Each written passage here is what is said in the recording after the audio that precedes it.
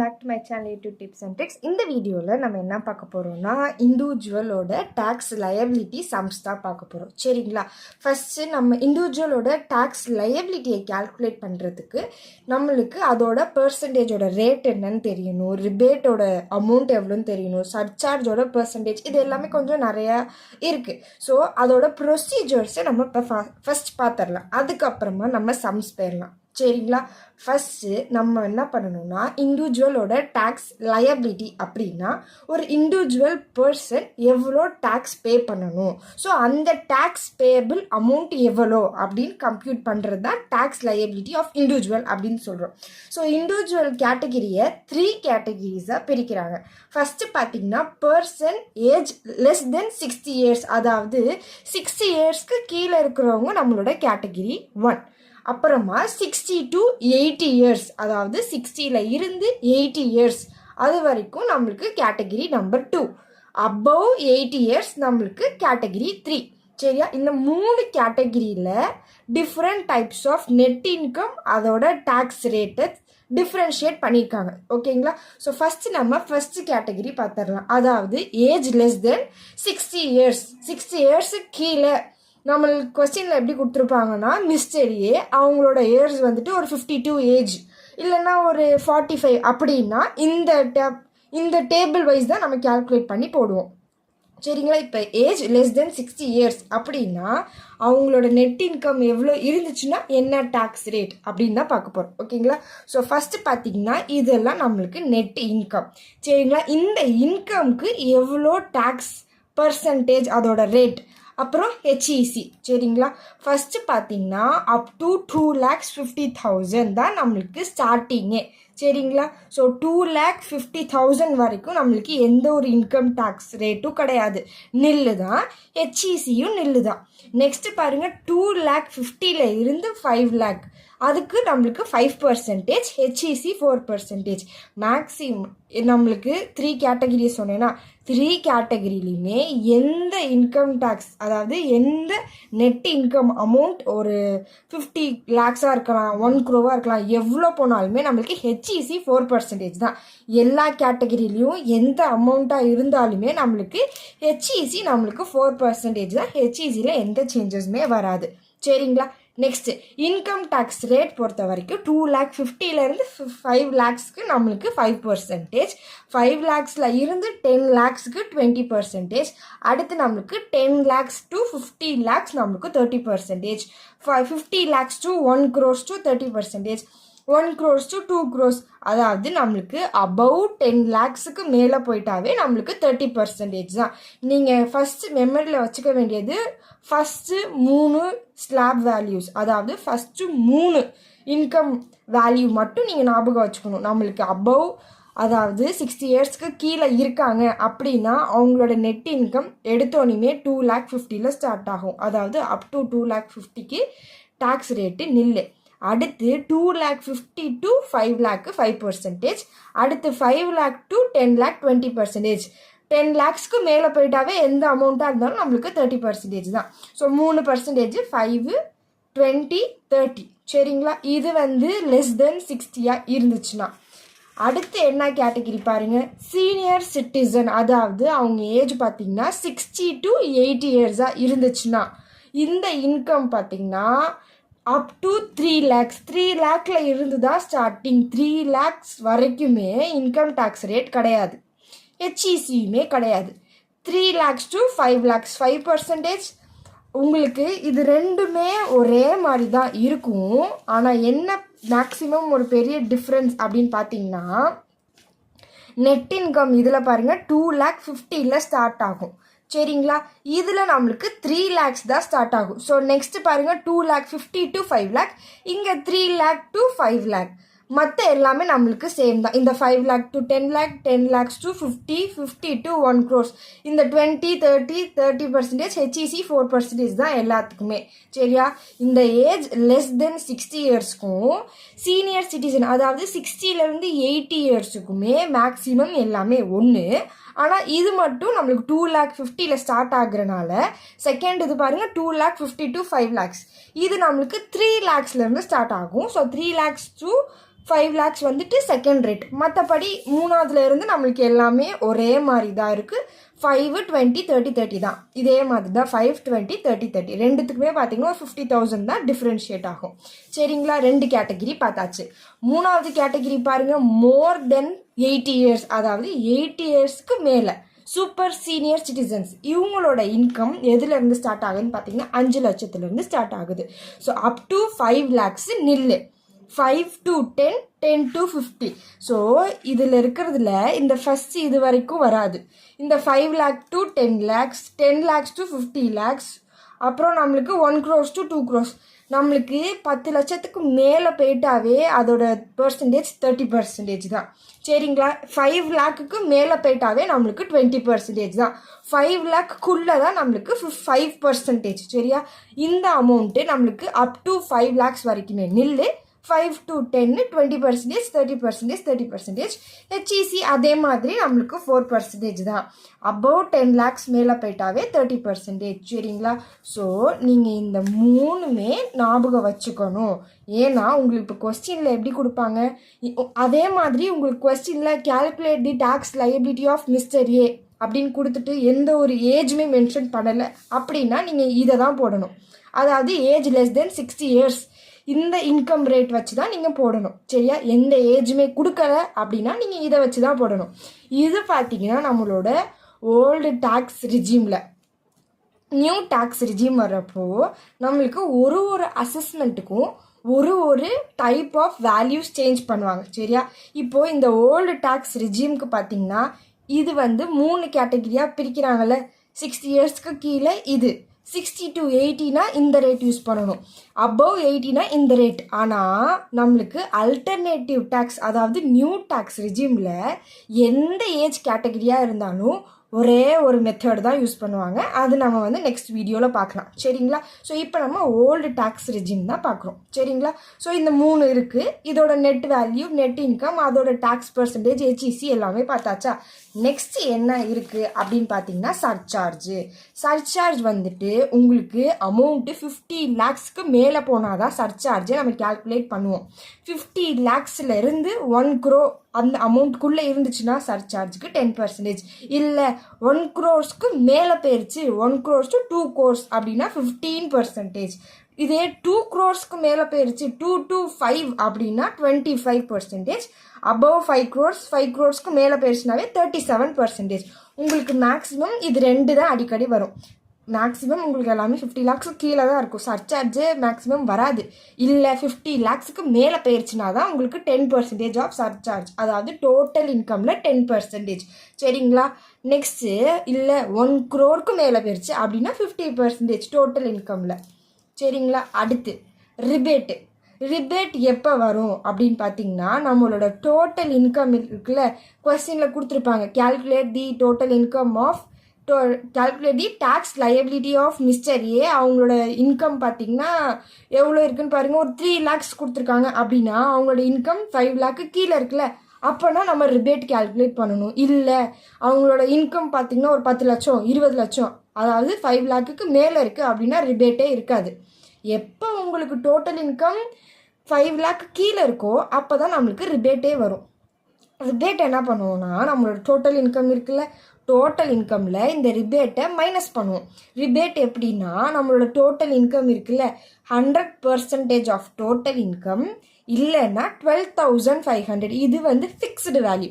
100% of income இல்லைன்னா 12,500. இதை நீங்கள் இந்த 2 வேல்யூவில் விச் எவர் இஸ் லெஸ் அதை நம்ம எடுத்து மைனஸ் பண்ணிப்போம். சரிங்களா, இப்போ நம்மளுக்கு ஒரு டோட்டல் இன்கம் 3 lakh இருக்குது. சரியா, நீங்கள் வந்து கால்குலேட் பண்ணணும். இப்போ ரிபேட்டை மைனஸ் பண்ணணும். 5 lakh கீழே இருக்குது. ஸோ நம்ம ரிபேட் அண்டர் செக்ஷன் 87A எழுதிட்டு இப்போது 3 lakh 100% ஆஃப் 3 lakh நம்மளுக்கு 3 lakhs தான். 3 lakh ஆர் 12,500 இது ரெண்டில் எது சின்ன நம்பர்? 12,500 தானே சின்ன நம்பர். ஸோ 3 lakhஸில் மைனஸ் 12,500 நம்மளுக்கு டேக்ஸ் லயபிலிட்டி வேல்யூ கிடச்சிரும். சரிங்களா, ஓகே. இப்போ நம்ம சம் போடுவோமா? ஓரளவுக்கு கான்செப்ட் புரிஞ்சிருச்சா? நம்ம சம் போட போகிறோம், உங்களுக்கு புரியும். சரிங்களா, ஸோ ஃபஸ்ட்டு எடுத்தோடனே நம்ம எக்ஸசைஸ் சம்ஸ்லேருந்து வரலாம். So computation of tax on income. Mr. A inform you that his total income computed under the Income Tax Act is 80,000. You are required to calculate his tax liability for the assessment year 2024-25. சரிங்களா? So என்ன சொல்லியிருக்காங்க, இவங்களோட tax liability compute பண்ண சொல்லியிருக்காங்க. என்னது tax liability. சரியா? இந்த கொஸ்டினில் ஏதாச்சும் ஏஜ் மென்ஷன் பண்ணியிருக்காங்களா? பண்ணலை. அப்படின்னா ஏஜ் மென்ஷன் பண்ணலைன்னா அவங்க ஃபஸ்ட்டு கேட்டகிரியில் வருவாங்க. ஃபஸ்ட்டு கேட்டகிரி என்னது? Age less than 60 years. அப்படியா? சரி, 60 years கீழே வந்துடுவாங்க. இவங்களோட இன்கம் எதுலேருந்து ஸ்டார்ட் ஆகுது? அப் டு 2,50,000 நில்லு. 2,50,000 இருந்து தான் 5 lakhக்கு 5%. ஸோ இவங்க இன்கம் பாருங்கள் 80,000 தான் இருக்குது. அதாவது 2,50,000க்கு கீழே இருக்குது. ஸோ 2,50,000 கீழே வரைக்குமே எந்த டேக்ஸ் ரேட்டுமே கிடையாது, ஹெச்இசியுமே கிடையாது. ஸோ இவங்களோட அதாவது மிஸ்டர் ஏவோட டேக்ஸ் லையபிலிட்டி நம்மளுக்கு நில். சரிங்களா? நில்லுன்னு அர்த்தம். ஓகேவா? ஸோ நம்ம என்ன எழுதணும்? therefore the tax liability of Mr. A is nil. Hence இவங்களோட 80,000 it is less than 2,50,000. So up to rupees 2,50,000க்கு நம்மளுக்கு tax liability nil. therefore நான் உங்களுக்கு எழுதியே காட்டிடுறேன். ஓகேங்களா? ஸோ நம்மளுக்கு இவரோட இன்கம் என்ன? ஃபஸ்ட்டு கொஸ்டினுக்கு தி tax liability of Mr. A is nil. சரிங்களா? ஸோ நம்மளுக்கு என்னது? அப் டு rupees 2,50,000 வரைக்கும் நம்மளுக்கு டேக்ஸ் லையபிலிட்டி இஸ் நில். சரிங்களா? 2,50,000 வரைக்குமே நம்மளுக்கு டேக்ஸ் லையபிலிட்டி நில்லு தான். இவர் மிஸ்டர் ஏவோட டோட்டல் இன்கம் எவ்வளோ? 80,000 கொடுத்துருக்காங்க. So up to 2,50,000 the tax liability is nil. So the total income of mister A rupees 80,000 which is less than 2,50,000 which is less than 2,50,000. Hence the total in tax liability, total இல்லைனா வெறும் tax liability of Mr. A is nil அப்படின்னு எழுதிக்கோங்க. ஓகேங்களா? ஒன்றும் இல்லை, நீங்கள் இப்போ இதே ஒரே லைனில் இந்த ஒரு லைனை மட்டும் எழுதுனா மார்க் போட மாட்டாங்க, கன்ஃபார்ம் போட மாட்டாங்க. ஸோ நம்ம அதை கொஞ்சம் ப்ரீஃபாக எழுதணும். Up to 2,50,000 the tax liability is nil. So the Mr. A's total income is 80,000 which is less than 2,50,000. So the tax liability of Mr. A is nil. Tax liability of Mr. A is nil. அப்படின்னு நீங்கள் கொஞ்சம் ப்ரீஃபாக எழுதணும். ஓகேங்களா? Okay, sum number 2 போவோமா? என்ன கேட்டிருக்காங்க? Mister Arul inform you that his total income computed under the income tax act is 2,60,000. calculate his taxable liability, tax liability. So நம்மளோட இன்கம் எதுலேருந்து ஸ்டார்ட் ஆகுது? 2,50,000 ஸ்டார்ட் ஆகுது. அப் டு 2,50,000 நில்லு. சரிங்களா? இப்போது நம்மளுக்கு இந்த அமௌண்ட்டை கேல்குலேட் பண்ணலாம். 2,50,000க்கு மேலே இருக்குது. ஸோ இப்போ நம்ம டேக்ஸ் லைபிலிட்டி கம்ப்யூட்டேஷன் பண்ணலாம். ஸோ எடுத்தோடனே என்ன எழுதுங்க? Computation of tax liability, computation of tax liability of mister அருள்னு கொடுத்துருக்காங்களா? மிஸ்டர் அருள். சரிங்களா? இதுக்கு நம்ம பர்டிகுலர்ஸ் காலம் எழுதிக்கோங்க. பர்டிகுலர்ஸ் அப்புறம் 2 rupees காலம். சரிங்களா? ஃபஸ்ட்டு எடுத்தோனையும் அப் டு rupees 2,50,000 நில்லு. சரிங்களா? என்னது அப்படின்னா இந்த மெத்தடில் தான் நம்ம எழுதணும். அப் டு 2,50,000 அமௌண்ட்டு நில்லு. அடுத்து என்ன இருக்குது? rupees 2,50,000 இருந்து 5 lakhக்கு என்ன பர்சன்டேஜ்? 5%. இப்போது பேலன்ஸ் நம்மளுக்கு கொடுத்துருக்குற அமௌண்ட்டே 2,60,000 தான். அந்த 2,60,000ல் ஆல்ரெடி 2,50,000 அமௌண்ட் எடுத்துட்டோம். ஸோ மீதி இருக்கிறதே ஒரு 10,000 தான். ஸோ பேலன்ஸ் 10,000ல் 5% கேல்குலேட் பண்ணுங்க. ஸோ 10,000 இன்ட்டு 5% நம்மளுக்கு 500. சரிங்களா? இப்போ மேலே எந்த வேல்யூவும் இல்லை. ஸோ டேரெக்டாக இந்த வேல்யூவை நம்ம 500 கீழே அப்படியே அவுட்டர் காலமில் எழுதியாச்சு. ஸோ இப்போ இந்த டோட்டல் இன்கம் பாருங்கள் நம்மளுக்கு எவ்வளோ இருக்குது? 5 lakhக்கு கீழே இருக்குது. 2,60,000 தான் அவங்களோட டோட்டல் இன்கம். அப்போ 5 லேக்கு கீழே இருந்துச்சுன்னா நம்மளுக்கு என்ன கால்குலேட் ஆகும்? ரிபேட் இருக்குது. ரிபேட்டை நம்ம மைனஸ் தான் பண்ணுவோம். So rebate under section 87A பொறுத்த வரைக்கும் 100% ஆஃப் டோட்டல் அமௌண்ட், அதாவது 500ல் 100% or 12,500 whichever is less. இந்த ரெண்டு அமௌண்ட்டில் எது சின்ன அமௌண்ட்டோ அதான் எடுத்துப்போம். 500ல் 100%னா அது நம்மளுக்கு 500 தான். இல்லை 500 இல்லைனா 12,500, இது ரெண்டில் எது சின்ன நம்பர்? நம்மளுக்கு 500 தான் சின்ன நம்பர். ஸோ 500 அவுட்டர் காலமில் எழுதிடுங்க. இப்போ ரிபேட் இருக்குனால அதை மைனஸ் பண்ணுவோமா? 500ல் 500 போச்சுன்னா நம்மளுக்கு நில். ஆன்சர் வந்து 0வா? ஸோ டேக்ஸ் லயபிலிட்டி பார்த்திங்கன்னா இவங்களுக்கும் 0 தான். புரிஞ்சிச்சா உங்களுக்கு? இந்த கேல்குலேஷனில் தான் கன்ஃபியூஸ் ஆகும். இப்போ எப்படின்னா 2,50,000 வந்து நில்லு, சரியா? அதாவது இப்போ நம்மளுக்கு கொடுத்துருக்கிற அமௌண்ட்டில் 2,60,000 தான் டோட்டல் இன்கம். அதில் நம்ம 2,50,000 கேல்குலேட் பண்ணியாச்சு. 2,50,000 வரைக்கும் எந்த டேக்ஸ் பர்சன்டேஜும் இல்லை, நில்லு போட்டாச்சு. 2,60,000ல் 2,50,000 போயிடுச்சுன்னா மீதி பேலன்ஸ் 10,000 இருக்குது. இது நெக்ஸ்ட் ஸ்லாப் ரேட் செகண்ட் இதில் வரும். செகண்ட் இதுக்கு 5% கேல்குலேட் பண்ணணும். ஸோ 10,000ல் 5% நம்மளுக்கு 500. நம்மளுக்கு மொத்தமாகவே இந்த 500 தான் இருக்குது. இந்த டோட்டல் இன்கம் 5 lakhsக்கு கீழே இருக்கனால நம்ம ரிபேட் கேல்குலேட் பண்ணுவோம். ஸோ ரிபேட் வந்துட்டு 100% ஆஃப் டோட்டல் இன்கம் ஆர் 12,500. இது ரெண்டில் எது சின்ன வேல்யூன்னு பார்த்தா 500 தான். ஸோ 500 - 500 நம்மளுக்கு டேக்ஸ் லயபிலிட்டி இஸ் நில். சரிங்களா? தேர்டு சம் போடுவோமா? தேர்டு சம் என்னது? Computation of tax liability of mister Ranjith for the assessment year if his total income, இவங்களோட டோட்டல் இன்கம் எவ்வளோ? 26 lakhs. சரியா? இப்போ இதே மாதிரி தான் போட போகிறோம். Computation of tax liability of யாரோடது? ரஞ்சித்தா? ஆஃப் மிஸ்டர் ரஞ்சித்தோடது. சரிங்களா? ரஞ்சித். பர்டிகுலர்ஸ் காலம், ருபீஸ் காலம் எழுதிக்கோங்க. சரிங்களா? பர்டிகுலர்ஸ் ருபீஸ் காலம் எழுதியாச்சு. எடுத்தோனையுமே இவருக்கும் எந்த ஏஜ் மென்ஷன் பண்ணியிருக்காங்களா? ஏஜ் ஏதாவது மென்ஷன் பண்ணியிருந்தால் நீங்கள் நம்மளோட 3 கேட்டகிரிஸ் வைஸ் செப்பரேட் பண்ணி எழுதுவோம். இப்போ இவங்களுக்கு வந்து ஏஜ் எதுவுமே மென்ஷன் பண்ணலை. அப்போனா இவங்க எப்போதுமே ஃபஸ்ட்டு கேட்டகிரி தான் வருவாங்க. சரியா? இப்போ எடுத்தோன்னே இந்த ஆர்டரில் தான் நம்ம எழுத போகிறோம். First up to rupees 2,50,000. 2,50,000 வரைக்கும் நம்மளுக்கு நில்லு. அடுத்து என்ன இருக்குது? ருபீஸ் 2,50,000ல் இருந்து 5 lakh. 5 lakh வரைக்கும் என்ன பர்சன்டேஜ் நம்மளுக்கு? 5%. சரிங்களா? இது நம்மளோட first slab rate, second slab rate. இதில் இந்த அமௌண்ட்டை எப்படி நம்ம கேல்குலேட் பண்ணுவோம்னா 5 lakh மைனஸ் 2,50,000. பேலன்ஸ் எவ்வளோ இருக்குது? 2,50,000. இந்த 2,50,000ல் 5% கேல்குலேட் பண்ணுங்கள். 2,50,000ல் 5% நம்மளுக்கு 12,500. சரியா? அடுத்து என்ன ஸ்லாப் ரேட் இருக்குது? ருபீஸ் 5 lakhல இருந்து 10 lakh. 5 lakh to rupees 10 lakh. இதோட பர்சன்டேஜ் எவ்வளோ நம்மளுக்கு? 20%.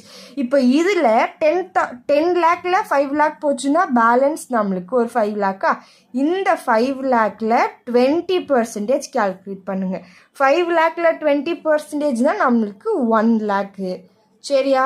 அடுத்து என்ன slab rate? Rupees 10 lakh to rupees 50 lakhs. சரிங்களா?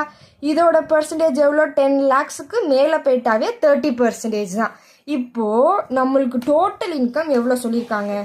Total income 26 lakhs. அதாவது ஏன் நம்ம போட்டுகிட்டே போகிறோன்னு பாருங்கள். இப்போ இந்த 26 lakhs இருக்கா?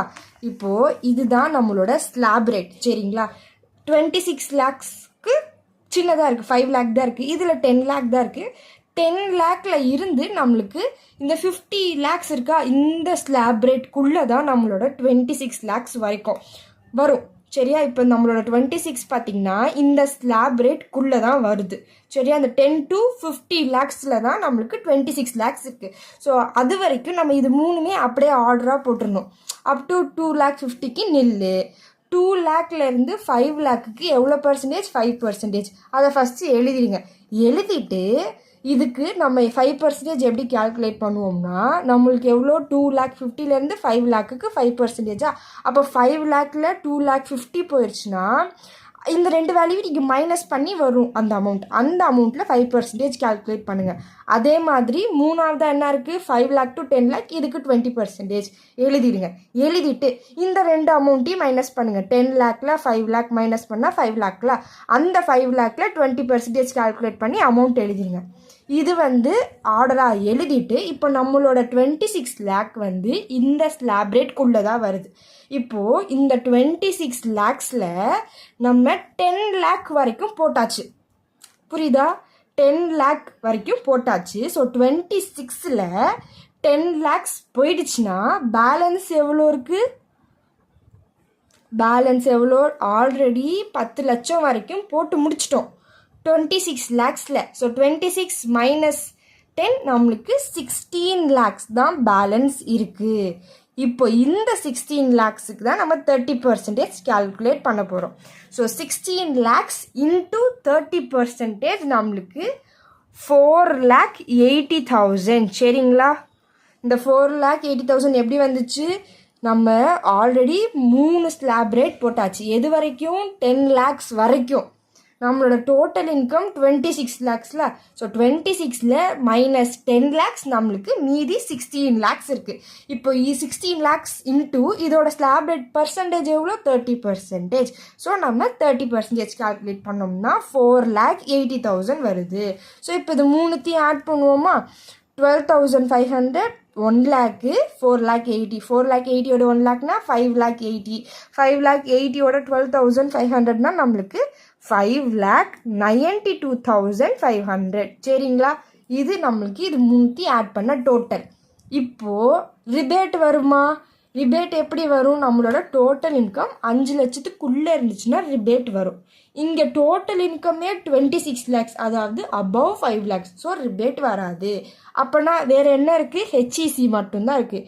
ஹெச்இசி நம்மளுக்கு 4% ஆஃப் இந்த டோட்டல் இன்கம் 5,92,500. ஸோ இந்த 5,92,000ல் 400 பார்த்திங்கன்னா நம்மளுக்கு 23,700. சரிங்களா?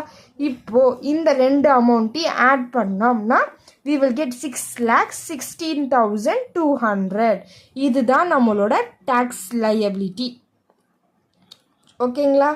ஸோ இப்படி தான் நம்ம டேக்ஸ் லையபிலிட்டி போகணும். எடுத்தோடனே நம்மளோட ஆர்டர் வைஸ் தான் ஸ்டார்ட் பண்ணுவோம். அப் டு 2,50,000, அப்புறம் 2,50,000 to 5 lakh இருக்குல்ல, இந்த ரெண்டு வேல்யூ மைனஸ் பண்ணி நம்மளுக்கு இது ரெண்டுத்தையும் மைனஸ் பண்ணால் எவ்வளோ? 2,50,000 தான் வரும். திருப்பி 2,50,000ல் இந்த பர்சன்டேஜை கால்குலேட் பண்ணணும். அதே மாதிரி தான் இதுக்குமே இதை ரெண்டுத்தையும் மைனஸ் பண்ணி வர வேல்யூவில் 20% கால்குலேட் பண்ணுவோம். சரிங்களா?